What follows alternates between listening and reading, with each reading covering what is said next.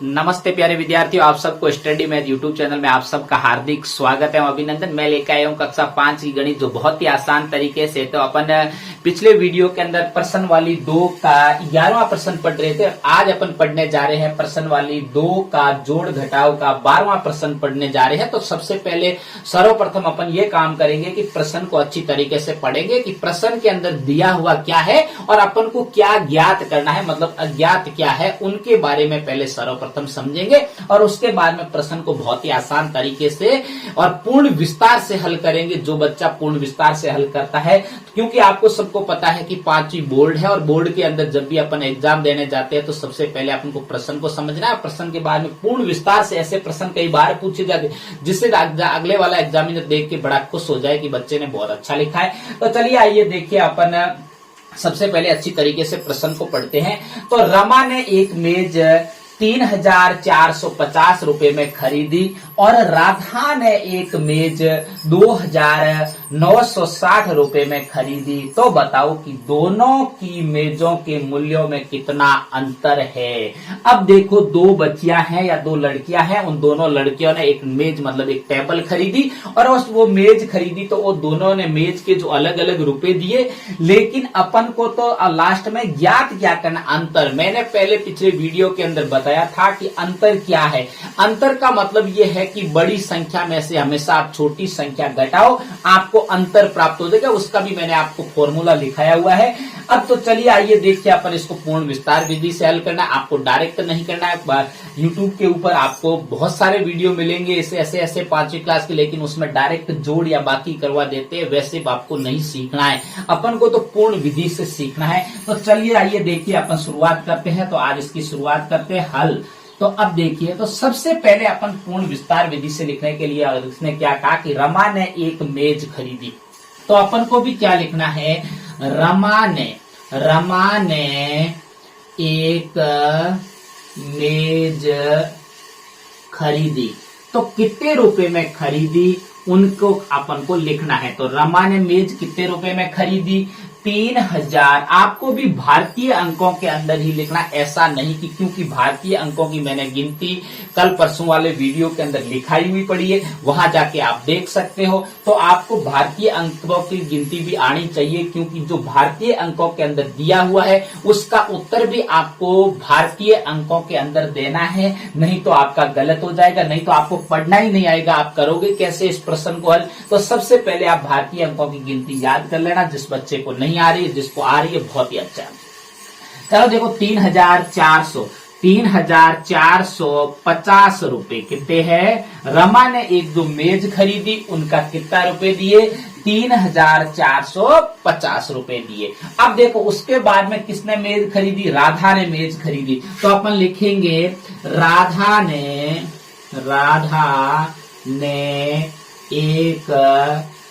ने एक मेज खरीदी। राधा ने जो एक मेज खरीदी वो कितने रुपए में खरीदी। तो राधा ने जो मेज खरीदी वो 2,960 रुपए में खरीदी। तो 2,960 रुपए में खरीदी। कितने रुपए में खरीदी, 2,960 रुपए में खरीदी। अब उसके बाद में देखिए, तो बताओ कि दोनों की मेजों का मूल्यों के अंतर आपको बताना है। क्या बताना है, तो बताओ। तो अपन को लिखनी, पूरा सारा विस्तार से लिखना है। जो बच्चा सारा विस्तार से लिखना सीख जाएगा, डायरेक्ट आप करना कभी मत सीखो, क्योंकि 5वीं बोर्ड है। इस बोर्ड के अंदर अपन को अच्छे से अच्छे मार्क अपन को लाने हैं। तो चलिए आइए देखिए, तो बताओ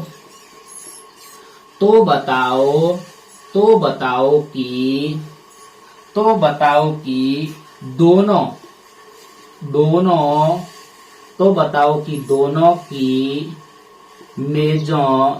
की मेजों का अंतर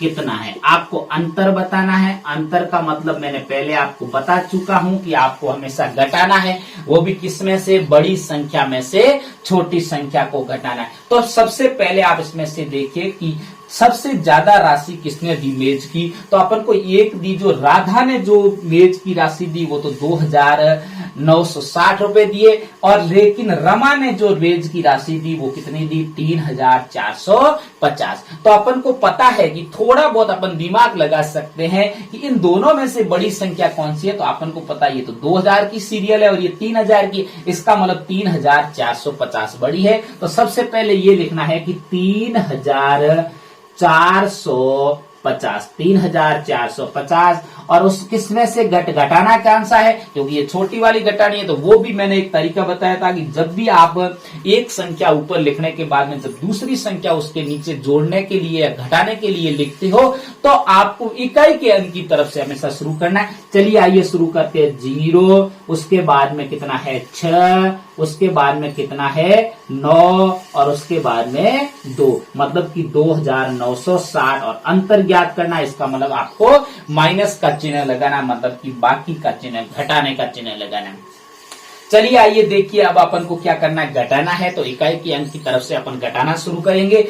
चलो देखिए, बहुत ही आसान तरीके से 0 में से 0 गया, पीछे कितना बचा 0।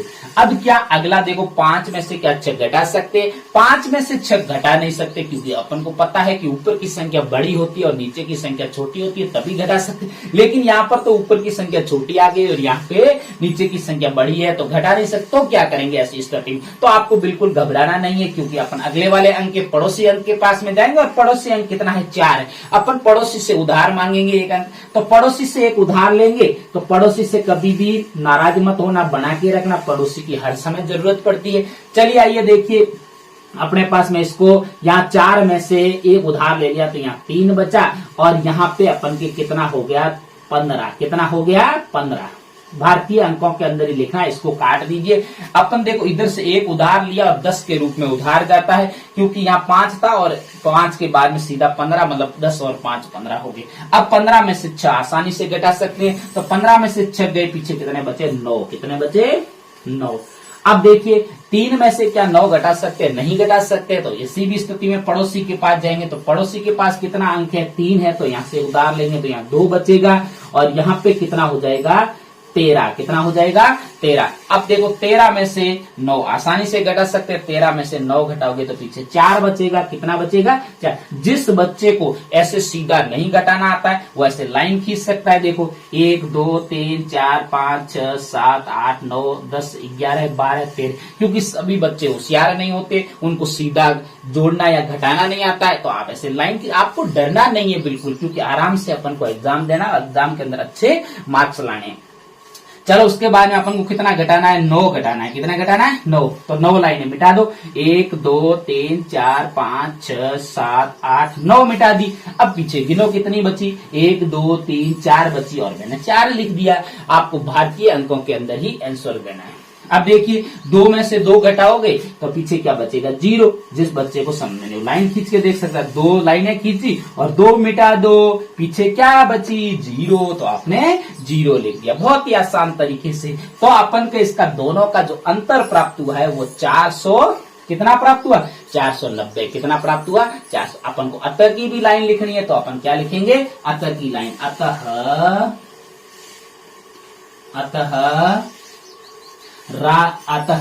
दोनों का अंतर, अतः दोनों की मेजों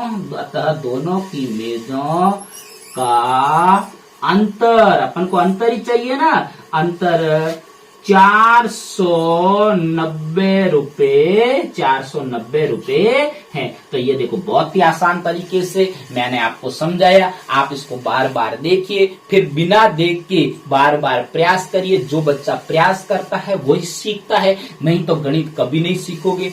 कहीं पे भी आप जाओ आपको प्रयास करना पड़ेगा। तो अच्छे से पढ़िए, देखिए। कल अपन अगला प्रश्न करेंगे, तब तक मेरे स्टडी मैथ यूट्यूब चैनल पर आप बने रहे। नमस्ते।